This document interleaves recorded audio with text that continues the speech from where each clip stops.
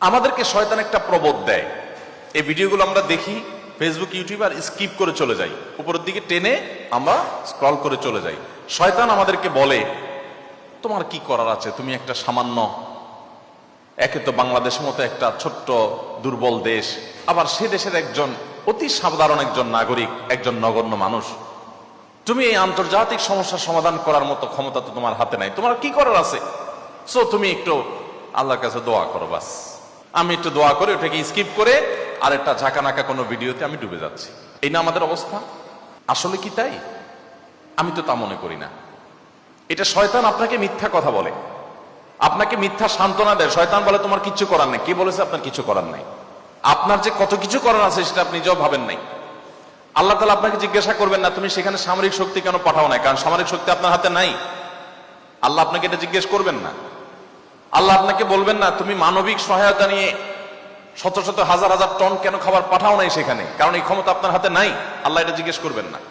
আল্লাহ জিজ্ঞাসা করবেন তোমার হাতে একটা ইহুদি পণ্য তোমার বাসায়, তোমার টয়লেটে, তোমার বেডরুমে, তোমার প্রত্যেকটা জায়গা, কখনো সাবানের নামে, কখনো শ্যাম্পুর নামে, কখনো লোশনের নামে, কখনো চকলেটের নামে, কখনো ড্রিঙ্কসের নামে, কখনো রেস্টুরেন্টের ফাস্টফুডের নামে, তোমার বাসার প্রতিটা কক্ষে কক্ষে, প্রতিটা টয়লেটে তাদের পণ্যগুলো শোভা পেয়েছে।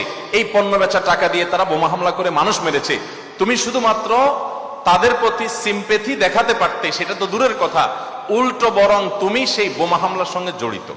তুমি জেনে হোক আর না জেনে হোক, তুমি বুঝে হোক আর না বুঝে হোক, তুমি কিন্তু সেই বোমা হামলার সাথে জড়িত। প্রতিদিন তুমি চাঁদা দিচ্ছ ফিলিস্তিনের মানুষকে হত্যা করবার জন্য। আল্লাহ এই কথা বলবেন? এই কথা বলার যথেষ্ট সুযোগ আছে। প্রতিদিন আপনি চাঁদা দিচ্ছেন। আমি একটা পেস্ট কিনতেছি না, আমি একটা বোমা হামলার জন্য টাকা ইনভেস্ট করছি বা চাঁদা দিচ্ছি। প্রতিদিন বাংলাদেশের প্রত্যেকটা মানুষের কাছ থেকে, প্রতিটা মানুষের ঘর থেকে ওরা চাঁদা তুলে নিয়ে যাচ্ছে। আপনি মনে করছেন মুদি দোকানে গিয়ে আমি মালামাল কিনে আনছি। আল্লাহর কসম করে বলছি এটা মালামাল কেনা না। এটা আপনি দেখছেন মালামাল কেনা, আমি এটাকে মালামাল কেনা দেখছি না। আপনি দেখছেন আপনি পেপসি বা কোকা কোলা বা সফট ড্রিঙ্কস এদের যেগুলো আছে সেগুলো আপনি ডকডক করে গিলছেন। আমি দেখছি সেগুলা লাল কালারের ওই পেপসি না, এগুলো হলো ফিলিস্তিনের মানুষের রক্ত। আপনি দেখছেন সেগুলো হয়তো কোক, আমি দেখছি সেগুলো রক্ত। বাংলাদেশের মানুষ এরকম ভুলো জাতি পৃথিবীতে আরেকটা আছে কিনা আমি জানি না। আমরা খুব দ্রুততার সাথে ভুলে যাই। আমরা কাউকে মাথা তুলতেও দেরি করি না, আবার মাথা থেকে আছাড় দিতেও আমরা দেরি করি না। এটা আমাদের একটা দুর্বলতা।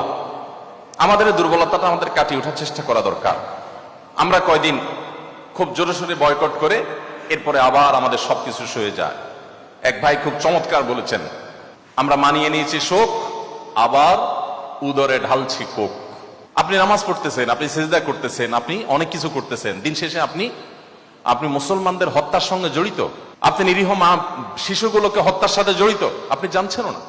আমরা মুসলমানরা যদি শুধুমাত্র তাদের পণ্যগুলো বয়কটটা যদি যথাযথভাবে করতে পারি, তাহলে তারা অন্তত 50% এমনিতেই সাইজ হয়ে যাবে। আমি তো মনে করি যে এই প্রেক্ষাপটে, এই বাস্তবতায়, ফিলিস্তিনের এই বাস্তবতা অন্তত আপনারা যদি প্রত্যেকে আন্তরিক হন এবং সচেষ্ট হন, তাহলে সেক্ষেত্রে আপনারা বাণিজ্যিকভাবেও লাভবান হতে পারেন, কিন্তু সেটা মূল উদ্দেশ্য থাকবে না।